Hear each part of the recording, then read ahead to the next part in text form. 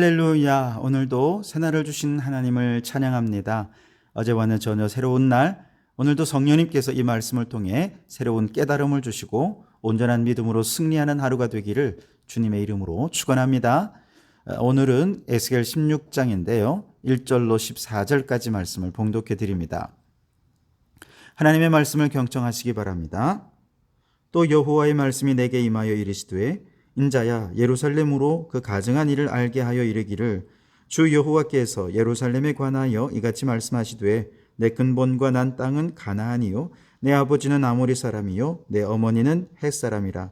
네가 난 것을 말하건대 네가 날 때에 내 배꼽줄을 자르지 아니하였고 너를 물로 씻어 정결하게 하지 아니하였고 내게 소금을 뿌리지 아니하였고 너를 강보로 싸지도 아니하였나니 아무도 너를 돌보아 이 중에 한 가지라도 내게 행하여 너를 불쌍히 여긴 자가 없었으므로 네가 나던 날에 내 몸이 전하게 여겨져 내가 들에 버려졌느니라.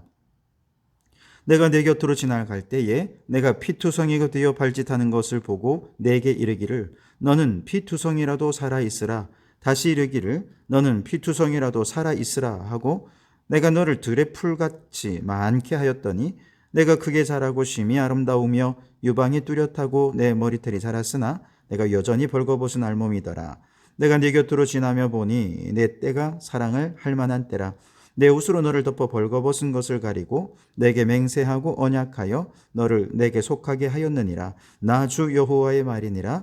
내가 물로 내 피를 씻어 없애고 내게 기름을 바르고 수놓은 옷을 입히고 물돼지 가죽신을 신기고 가는 배로 두르고 모시로 덧입히고 배물을 채우고 팔고리를 손목에 끼우고 목걸이를 목에 걸고 코고리를 코에 달고 귀고리를 귀에 달고 화려한 왕관을 머리에 씌웠나니 이와 같이 내가 금 은으로 장식하고 가는 배와 모시와 수놓은 것을 입으며 또 고운 밀가루와 꿀과 기름을 먹음으로 극히 곱고 형통하여 왕후의 지위에 올랐느니라. 내 화려함으로 말미암아 내 명성이 이방인 중에 퍼졌음은 내가 내게 입힌 영화로 내 화려함이 온전함이라. 나 주 여호와의 말이니라. 아멘. 오늘도 이 말씀을 통해 우리에게 주시는 하나님의 음성을 듣게 되기를 바랍니다. 오늘 에스겔 16장은요 총 63절까지 있습니다. 아주 꽤 긴 장이죠. 여기서는 예루살렘을 간음한 여인 혹은 배신한 여인의 비교 묘사를 하고 있는데요. 우선 방금 제가 읽은 1절부터 14절까지는 바로 그 내용의 첫 번째에 해당되는 내용입니다. 예루살렘이란 아기가 너무 불행하게 태어나서 버려지는 이야기로부터 오늘 이야기는 시작이 됩니다. 5절을 보시면 아무도 너를 돌보아 이 중에 한 가지라도 내게 행하여 너를 불쌍히 여긴 자가 없었으므로 내가 나던 날에 내 몸이 전하게 여겨져 내가 들에 버려졌느니라 그랬습니다. 그냥 막 버려진 거예요. 날 때 배꼽줄을 잘라주는 사람도 없었고 물로 씻어주는 사람도 없었고 탯줄을 자른 자리에 소금으로 소독해주는 사람도 없었고 아무도 강보로 싸서 보살펴주는 사람이 없이 그냥 버려진, 정말 들에 버려진 존재였죠. 그렇게 피투성이로 버려진 것을 하나님께서 지나가다가 봅니다. 그리고 그 아이를 향해 너 피투성이라도 살아라. 피투성이라도 살아라. 그렇게 아이를 격려하면서 예루살렘이란 이 아기를 하나님께서 정성껏 보살펴 주십니다. 그래서 이 아이가 하나님의 손에서 아름다운 여인으로 자라나게 됩니다. 그리고 하나님께서 예루살렘이라는 이 소녀가 장성하게 되었을 때 혼인까지 하게 됩니다. 13절에 이와 같이 내가 금 은으로 장식하고 가는 배와 모시와 수놓은 것을 입으며 또 고운 밀가루와 꿀과 기름을 먹음으로 극히 곱고 형통하여 왕후의 지위에 올랐느니라. 우리 하나님께서 왕이시니까 하나님과 혼인한 예루살렘은 뭐가 됩니까? 왕후가 되는 것이죠.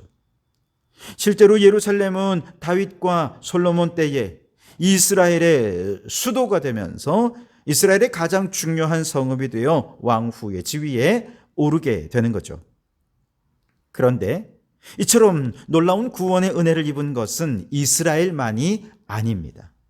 오늘 우리들 또한 죄 아래 버려져 멸망만을 기다려야 하는 비참한 신세에 처해졌던 자들입니다. 우리는 죄의 사생자와 같은 신세에 놓여졌던 우리들인데, 그래서 아무에게도 환영을 받을 수 없는 자들이었죠. 그렇게 피투성이로 버려진 우리들, 아무도 돌보아주는 사람도 없고 아무도 구원할 자가 없었습니다. 그런데 하나님께서 우리를 향해 불쌍히 여겨주시고, 너 피투성이라도 살아라, 피투성이라도 살아라, 그러면서 우리에게 구원의 손을 뻗쳐 주셨죠. 하나님께서 모세를 통해 이스라엘을 구원해 주신 것처럼 예수 그리스도를 우리에게 보내어 주셔서 우리를 저 영원한 사망에서 구원해 주셨습니다. 심지어 우리처럼 보잘것없는 자를 구원하고 살리기 위해 독생자 예수 그리스도를 십자가에 못 박아 죽이시면서 생명을 내어주시기까지 우리를 사랑해 주셨습니다. 그리고 누구든지 영접하는 자, 곧 그 이름을 믿는 자들에게는 하나님의 자녀가 되는 권세를 주셨습니다. 왕이신 하나님의 자녀, 하나님 나라의 왕자요 공주가 되는 놀라운 특권을 우리에게 부여해 주신 것이죠. 여러분이 얼마나 감격적이고 놀라운 사건입니까? 이처럼 버려진 자를 살려주신 것만도 감사한데, 하나님의 자녀가 되는 특권을 주셔서 우리를 이렇게 영광스럽게 높여주셨으니 우리가 할 수 있는 것은요, 아무것도 없어요. 그냥 그 은혜에 감사하는 것, 그 사랑에 감사하는 것밖에 없습니다. 그러니 여러분, 십자가에서 우리에게 보여주신 하나님 아버지의 그 크고 놀라운 은혜와 사랑에 감격하면서 우리가 그 은혜 다 갚을 수 없지만 그래도 적어도 우리가 하나님의 자녀이니 하나님의 자녀답게 날마다 하나님의 은혜에 감사 찬송하며 살아가는 우리 성도들이 되시기를 주님의 이름으로 축원합니다. 그런데 이렇게 사랑으로 보살펴주고 잘 양육시켜서 왕후의 자리까지 높여주었는데, 이 예루살렘이란 여인 행실이 어떻습니까? 오늘 15절에 보시면, 그러나 내가 내 화려함을 믿고 내 명성을 가지고 행음하되 지나가는 모든 자와 더불어 음란을 많이 행함으로 내 몸이 그들의 것이 되었도다. 여기서 행음이라는 것은 우상 숭배를 의미하는 것입니다. 그런데 우상 숭배는 곧 제의적 의식으로 행음을 행하는 그 자체였기 때문에 실제 행음을 행한 것이기도 한 것이죠. 16절에 네가 네 의복을 가지고 너를 위하여 각색으로 산당을 꾸미고 거기에서 행음하였나니 이런 일은 전무후무하니라. 하나님이 보실 때도 이런 일이 있을 수가 없는 일인데 저들에게 일어난 거예요. 그래서 하나님께서는 예레미야 선지자를 통해, 이사야 선지자를 통해, 때로는 호세아 선지자의 그 삶을 통해서, 특별히 호세아 선지자는 실제로 음란한 여인 고멜과 결혼을 해서 아이까지 낳았잖아요. 그런데 그 여인 또 다른 남자의 품에 안기는 이런 너무나도 가슴 아픈 경험을 하면서 이 예루살렘이 다른 신들을 섬기고 우상을 숭배하는 영적 간음을 행하고 또 실제적인 간음을 행하는 것에 대해 우리 하나님께서 끊임없이 수도 없이 경고해 왔습니다. 그럼에도 불구하고 예루살렘은 이것이 하나님 앞에 얼마나 큰 죄악인지, 하나님의 마음을 얼마나 아프게 하는 것인지 깨닫지 못한 채 영적으로나 육적으로나 음란의 죄를 범하여서 하나님의 저주를 자초하고 말았죠.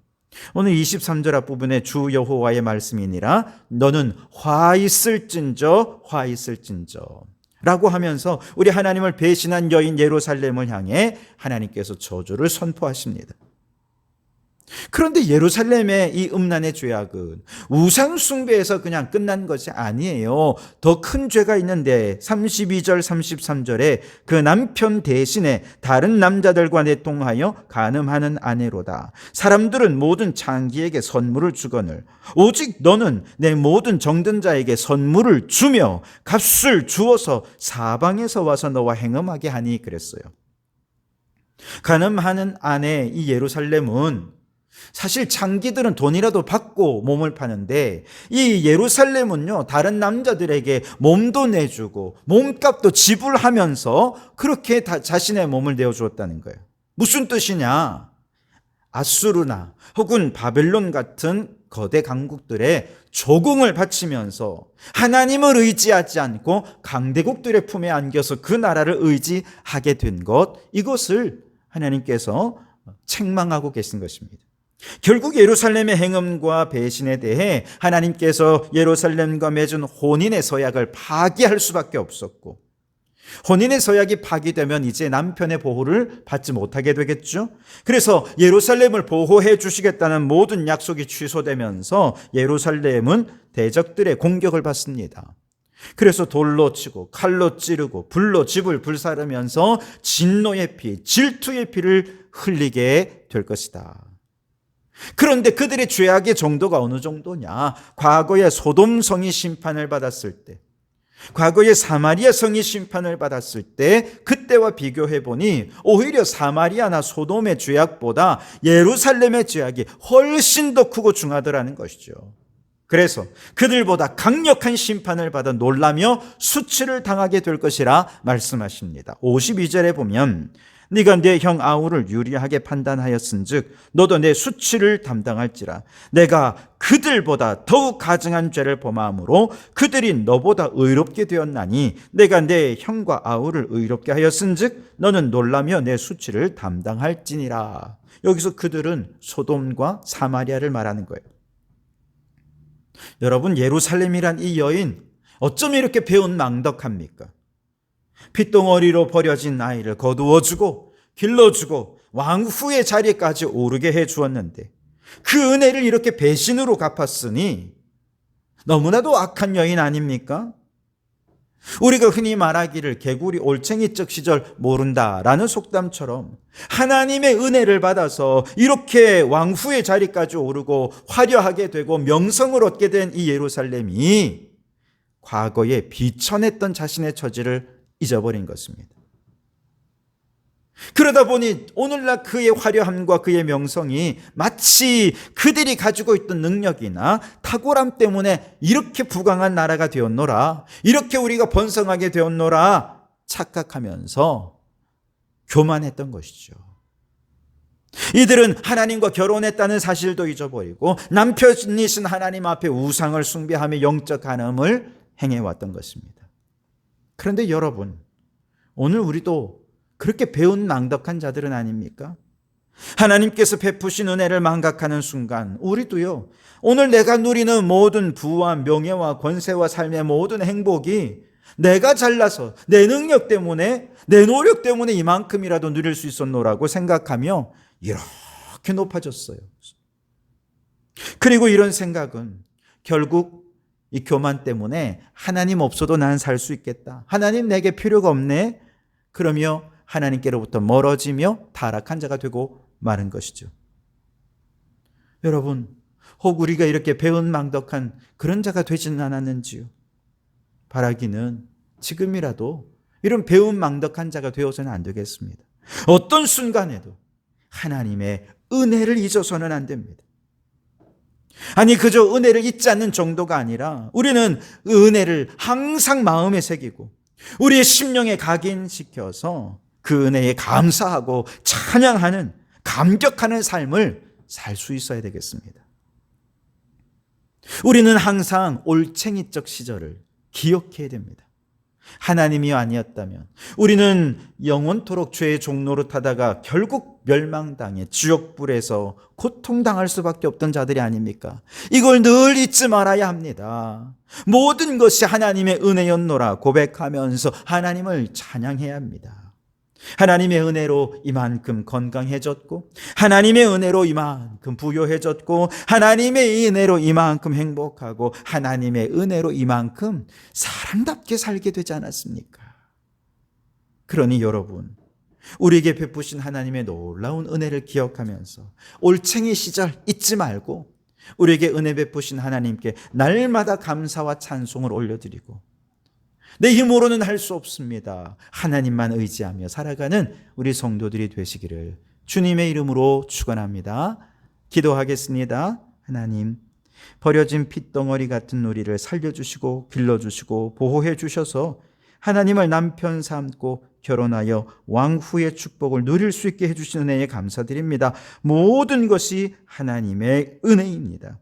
예루살렘이 하나님의 은혜를 잊어버린 순간 소돔보다 악하고 사마리아보다 악한 영적 간음의 죄로 하나님께 배운 망덕한 죄를 범하고 말았듯이 우리는 절대로 하나님의 은혜를 잊어버리지 않게 해 주시옵소서. 그 은혜 안에 살게 해 주시옵소서. 모든 것이 하나님의 은혜임을 기억하고 하나님께 감사와 찬송을 올려드리며 하나님의 자녀답게 살면서 오직 하나님의 능력으로만 살아가는 저희들 되게 해 주시옵소서.